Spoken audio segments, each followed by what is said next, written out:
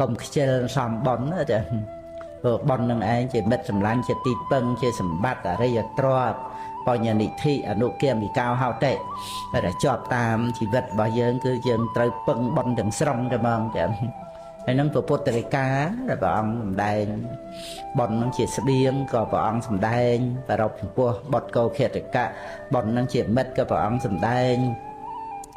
នាំមកនៅប្រយោជន៍នាំមកនៅសេចក្តីសុខទាំងលោកយៈសុខទាំងលោកកតរៈសុខនៅលើបនហើយ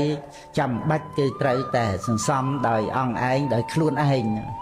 យើងនៅជួបជុំគ្នាអ៊ូអភរិយាស្វាមីអីចេះតែបួលគ្នាទៅធ្វើបនអីប៉ុន្តែតួបនគឺចិត្តយើងម្នាក់សន្សំរៀងខ្លួនហ្នឹងហើយហ្នឹងយើងយល់ហើយគ្រាន់តែថារំលឹកកុំឲ្យយើងខ្ជិលកុំឲ្យយើងខ្លាចបនកុំឲ្យថាបនតិចតួចអីណាព្រះពុទ្ធអង្គមិនឲ្យយើងប្រមាទថាបនតិចតួចនឹងមិនឲ្យផលអីទេព្រះអង្គឲ្យសន្សំតក់ពេញឆ្នាំងពេញក្អមទាំងពុទ្ធរិកាណា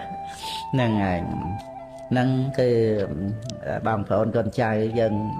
មានសទ្ធាគឺថាត្រួនៅបនកសលទទួលនៅបនកសលក្នុងចិត្តសន្តានជាជាងដែលថាធម្មជាតិដែលមានចិត្តសម្រាប់យើង